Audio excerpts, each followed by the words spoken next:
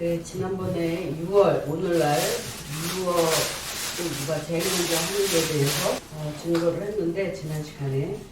오늘은 앞전에 한 6월절에 대해서 먼저 해야 될 것 같아서 준비를 했습니다.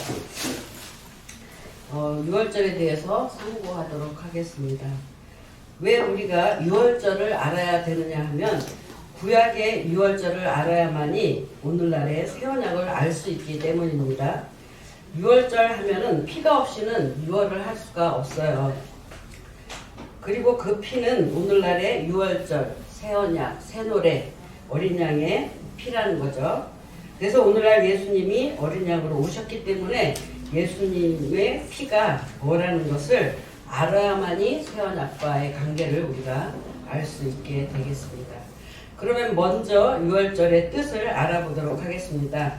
육적 이스라엘 백성들도 유월절의 이 뜻이 무엇이냐라고 그렇게 물었습니다.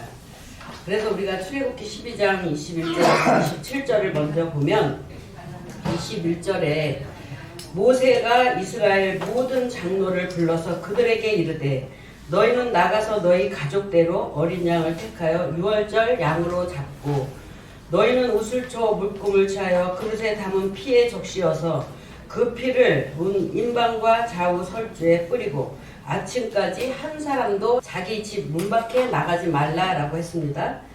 그리고 여호와께서 애굽 사람을 치러 두루 다니실 때에 문 인방과 좌우 설주의 피를 보시면 그 문을 넘으시고 멸하는 자로 너희 집에 들어가서 너희를 치지 못하게 하실 것이라 라고 했죠. 너희는 이 일을 규례로 삼아서 너희와 너희 자손이 영원히 지킬 것이니 너희는 여호와께서 허락하신 대로 너희에게 주신 땅에 이를 때 이 예식을 지킬 것이라. 이후에 너희 자녀가 묻기를 이 예식이 무슨 뜻이니까 하거든 너희는 이르기를 이는 여호와의 유월절 제사라. 여호와께서 애굽 사람을 치실 때 애굽에 있는 이스라엘 자손의 집을 넘으사 우리의 집을 구원하셨느니라 하라 하매 백성이 머리 숙여 경배하니라 라고 했습니다. 그래서 이렇게 그 애굽의 이스라엘 백성이 애굽에서 출애굽할 때 10가지 재앙 중에서 10가지 재앙 때 이스라엘 백성을 이제 놓아주라 라고 했죠. 그런데 그 바로 왕이 놓아주지 않으므로 이렇게 10가지 재앙이 이제 있을 때 그 이스라엘 백성을 놔주지 않으면 그 애굽의 바로 왕서부터 그 애굽의 모든 처음 난 것, 생축의 모든 처음 난 것과 모든 짐승도 다 죽이겠다라고 말씀하셨습니다. 그래서 그 모든 장자들을 칠 적에 애굽 사람과 이스라엘 백성을 이렇게 구별하는 것이 곧 유월절 행사라는 거죠. 그러면 오늘날에는 어떻게 해야지 애굽인과 우리와의 구별을 할 수 있는가? 구약 때에는 인방과 문설주에 그 양을 잡아서 그 피를 집 좌우 민방과 문설주에 발라 놓으면 죽이는 천사가 뛰어 넘어갔다라는 것입니다. 그래서 뛰어 넘어갔다라고 해서 유월절을 가월절이라고 또 한다라고 했습니다. 그래서 인방과 문설주에 그 양의 피를 발라 놓았는데, 그런데 오늘날 우리가 고전 3장 9절에 보니까 너희는 하나님의 집이라고 했죠. 네, 그러면 우리가 어린 양의 피가 예수님의 말씀이기 때문에 예수님의 피, 예수님의 말씀을 생각과 마음에 기록을 하면 인방과 문설주에 바르는 것이라는 거죠. 그래서 이 발라 놓으면 저 애굽인과 우리가 구별이 된다라는 거죠. 그래서 구약 때나 오늘날이나 이렇게 구별되는 것이 곧 그 피를 발라야 된다라는 거죠. 애굽의 장자들을 다 죽이고 옥에 있는 자나 처음 난 것은 짐승도 다 죽인다라고 했습니다. 지금도 그럴 때라는 거죠. 지금이 그 실상했다라는 게 우리에게 아주 중요한 말씀이 되겠습니다.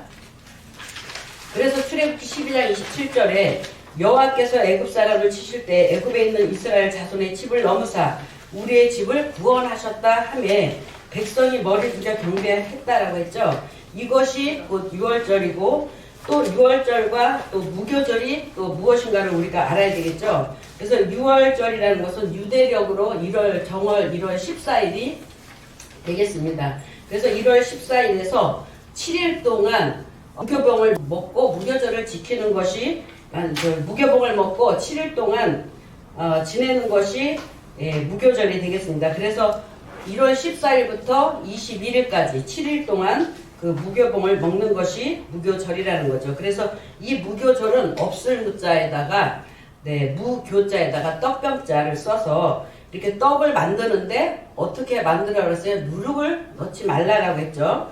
그래서 누룩 넣지 않고 만드는 게 무교병이다라는 거죠. 그래서 맥주절, 칠칠절, 오순절, 초막절 여러 가지 절기가 있지만 오늘은 무교절만 보려고 합니다. 그래서 지금이 무교절이 이루어질 때라는 거죠. 그러면 우리가 왜 이 구약의 이 말씀의 절기를 알아야 되느냐? 실상의 때에 다시 이루어지기 때문에 이것을 이 뜻을 알아야 된다는 거죠. 그래서 구약에 그대로 이루어지는 것이 아니라 오늘날 초림과 재림을 통해서 예수님의 말씀을 통해서 다시 이루어지는 그 뜻을 우리가 알기 위함이라는 거죠. 그래서 계시록 15장 2절에서 3절에 보면 모세의 노래, 어린 양의 노래를 누가 부르게 되느냐, 이 노래를 2절에 보니까 또 내가 보니 불이 섞인 유리바다 같은 것이 있고 짐승과 그의 우상과 그 이름의 수를 이기고 벗어난 자들이 유리바닷가에 서서 하나님의 종 모세의 노래, 어린 양의 노래를 불러 가로되 주 하나님 전능하신 이시여 하시는 일이 크고 기이하시도다. 만국의 왕이시여 주의 글이 의롭고 참되시도다. 그러죠. 그러면 하나님의 검은고가 곧 새 노래이고 새 언약인데 짐승과 그의 우상과 그 이름의 수를 이기고 벗어난 자들이 유리 바닷가에 서서 부른다라고 했습니다. 이 유리 바닷가가 곧 영계 보좌라는 거죠. 그래서 영계 보좌에 서가지고 모세의 노래, 어린 양의 노래를 부른다라고 하면은 마태 6장 우리가 10절에 보니까 하늘에서 이룬 것 같이 이 땅에 이루어지도록 기도하라라고 했습니다. 그래서 이 땅에서 이루어지다 하는 그것이 유리 바닷가에 선 그 심령들도 하나님의 검은고를 가지고 모세의 노래, 어린 양의 노래를 부르는 거 보니까 이 검은고가 예수님의 말씀이죠. 새 언약의 말씀. 그래서 새 언약하고 새 노래 부르는 자라는 것을 우리가 깨닫게 되었습니다. 그래서 우리가 영계에서 구별된 하나님의 자녀라는 거죠. 세상 육에 속한 자녀가 아니고 하나님에게 속한 하나님의 백성이라는 것입니다. 새 언약한 자들이.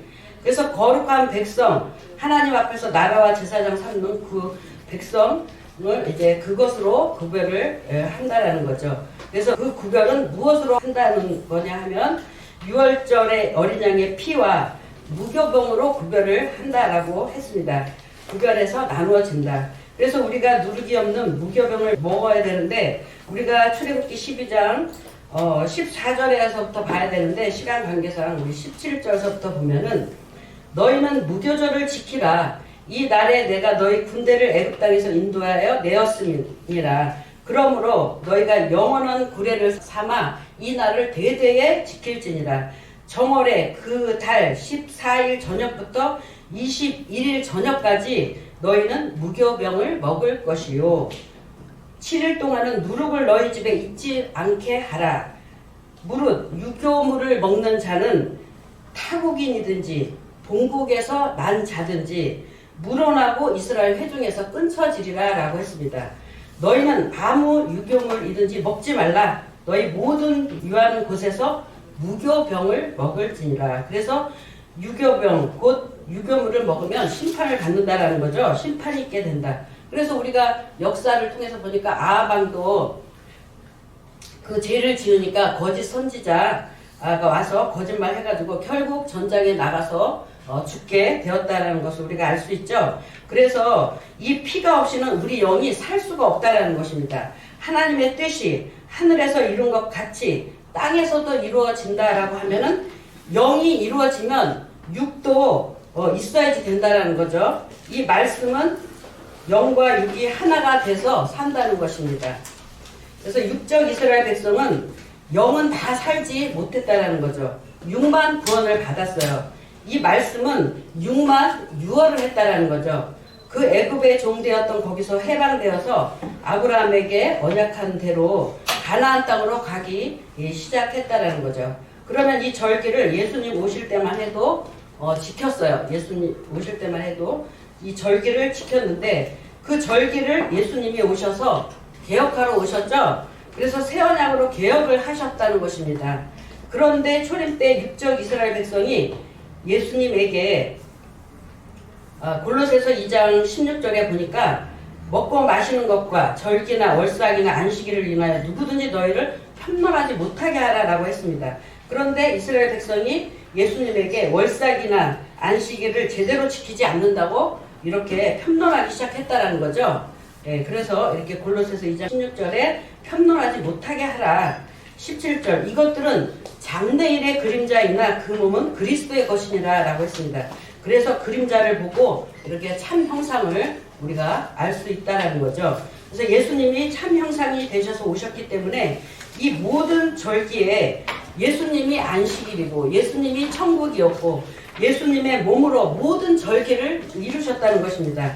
그래서 몸은 그리스도의 것이라고 이렇게 말씀하신 것입니다. 히브리서 10장 1절에 보면 율법은 장차 오는 좋은 일의 그림자여 참 형상이 아니므로 해마다 늘 드리는 바 같은 제사로 나오는 자들을 언제든지 온전케 할 수 없다라고 했습니다. 그래서 모세는 율법을 만들었어요. 그런데 율법은 장차 오는 좋은 일의 그림자일 뿐이었다. 이렇게 우리가 그림자를 알기 위해서 구약을 알아야 된다는 거죠. 모세의 노래를 부르기 위해서는. 그래야 참 형상으로 오신 예수님을 알 수 있기 때문에 해마다 늘 드리는 바 같은 제사로 나오는 자들은 언제든지 온전케 할 수 없다라고 또 했습니다. 히브리서 9장 9절에서 10절에 보면 이 장막은 현재까지의 비유니 이에 의지하여 드리는 예물과 제사가 섬기는 자로 그 양심상으로 온전케 할 수 없나니 이런 것은 먹고 마시는 것과 여러 가지 씻는 것과 함께 육체 예법만 되어 개혁할 때까지 맡겨둔 것이니라. 이렇게 비유로 감추어놓고 개혁할 때까지 맡겨놨다가 예수님이 초림으로 오셔서 모세 때 그 율법으로 지켰던 것을 예수님이 장막과 제사 드리는 법까지 그 모든 것을 다 개혁하셨다는 거죠. 예수님의 몸이 그 제사의 본체라는 것을 우리가 알게 되었습니다. 이것이 곧 어느 때냐 하면은 히브리서 10장 4절에서 이렇게 쭉 보면은 예수님의 육체로 온전함을 이루고 황소와 염소의 피가 능히 죄를 얻게 하지 못하기 때문에 예수님의 그 한 몸을 예비하셨다라고 했습니다. 그래서 7절에 이에 내가 말하기를 하나님이여 보시옵소서 두루마리 책에 나를 가리켜 기록한 것과 같이 하나님의 뜻을 행하러 왔나이다 라고 말씀을 하셨죠. 8절에는 제사와 예물을 전제로 번제함과 속죄제는 원치도 기뻐하지도 아니하신다. 이는 율법을 따라 드리는 것이다. 그 후에 말씀하시기를 내가 하나님의 뜻을 행하러 왔나이다. 그 첫 것을 폐하심은 둘째 것을 세우러 하심입니다. 하면서 10절에 이 뜻을 쫓아 예수 그리스도의 몸을 단번에 들이심으로 말미암아 우리가 거룩함을 얻었노라 하셨고 히브리서 11장 1절에 보면 믿음은 바라는 것들의 실상이요 보지 못하는 것들의 증거다라고 했습니다. 그래서 이 믿음은 바라는 것들의 실상이라는 거죠.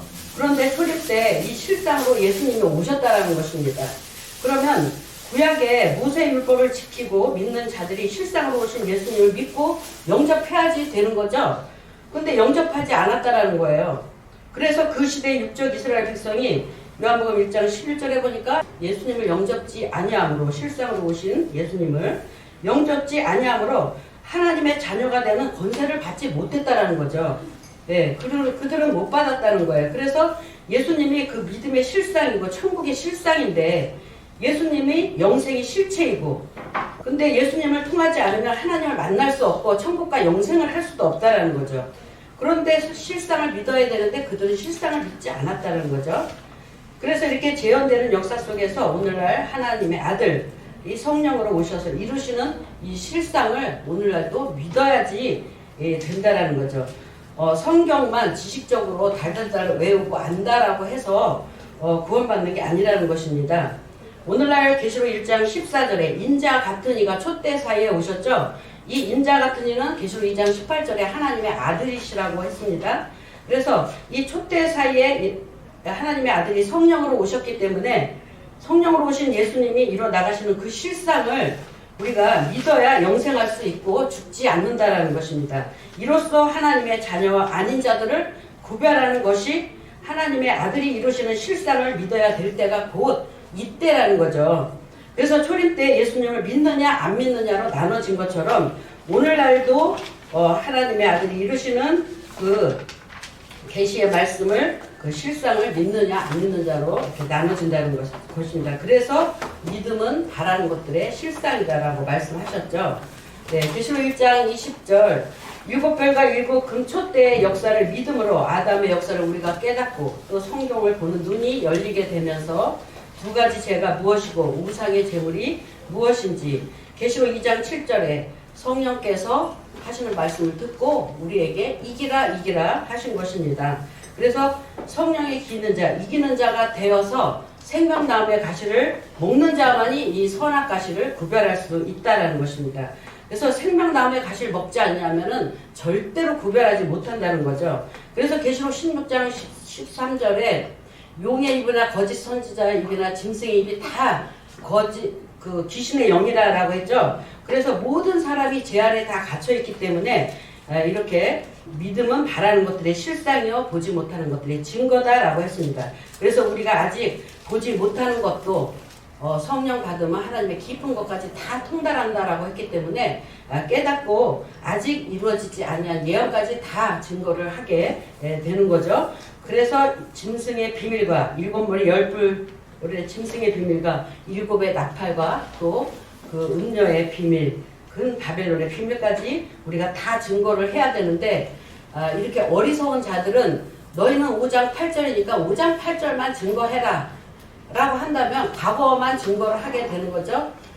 그러면 그 성령을 받지 못한 자들은 앞으로 이루어질 예언까지도 증거하지 못한다는 것입니다. 그것이 성령 받지 않았다는 것을 자기 입으로 증거하는 것이라는 거죠. 그래서 우리가 계시록 1장 1절에 보니까 이 예언의 말씀을 읽고 듣고 지키는 자가 복이 있다라고 했습니다. 그래서 이 예언의 말씀을 읽고 듣고 지키려면은 반드시 깨달아야 성령을 받고 깨달아야만이 하나님의 깊은 것까지 증거를 할 수 있게 된다라는 거죠. 그래서 우리는 지금 믿음의 실상일 때 살고 있습니다. 네. 그래서 구약의 유월절의 피를 어린 양을 잡아서 임방과 문설주에 바르는 그때도 모세 때 첫 언약의 실상의 때였다라는 거죠. 그때도. 네, 이렇게 유월절과 무교절을 알게 되었는데 출애굽기 12장 1절에서 6절에 보면 그 유월절을 어떻게 지켰는지 기록이 잘 되어 있습니다. 그래서 6절에 보면 이달 14일까지 간직하였다가 해질 때에 이스라엘 회중이 그 양을 잡고 그래서 그때는 진짜 어린 양을 잡았다는 거죠. 그러면 유월절과 모든 절기를 지키는 때는 언제냐? 어디서 지키느냐? 이사야 33장 20절에 보니까 이 절기를 지키는 때가 있다는 것입니다. 우리의 절기 지키는 시온성을 보라. 내 눈에 안정된 처소와 예루살렘을 보이리니 그것은 옮겨가지도 아니할 것이라 했습니다. 옮겨가지 아니할 장막이라. 그 말뚝이 영영이 뽑히지 아니할 것이라. 그 줄이 하나도 끊이지 아니할 것이며. 그래서 절기 지키는 시온성이 있다는 거죠. 거기는 안정된 처소며 말뚝이 영영이 뽑히지 않는다. 이 모든 절기는 시온성에서 지키게끔 되어 있다는 거죠. 그래서 절기 지키는 때가 이렇게 있다. 그래서 육적 이스라엘 백성도 6월절을 출애굽기 12장 25절에 보니까 너희는 여호와께서 허락하신 대로 너희에게 주시는 땅, 가나안 땅이죠. 이를 때 이 예식을 지킬 것이라 해서 하나님이 허락하신 땅에 곧 가나안 땅에 들어가서 지킬 것이라 라고 했습니다. 그래서 이 시온성에는 우리가 보니까 한 사람부터 차례대로 서기 시작해서 그 시대 남자 아이부터 시작해서 계시록 오늘날 계시록 14장 14만 4천이 차례대로 서게 되어서 그때의 온전한 절기를 지키게 된다는 것을 알게 되었고 초막절까지도 다 지키게 된다는 것입니다. 그래서 오늘날 우리 시대에는 그 계시록 5장 8절에 제일 먼저 예수님의 피로 새 언약하고 새 노래 부르고 새 계명 지키는 금대접의 사역자가 향으로 나와서 먼저 영계의 내 생물과 하나 되어서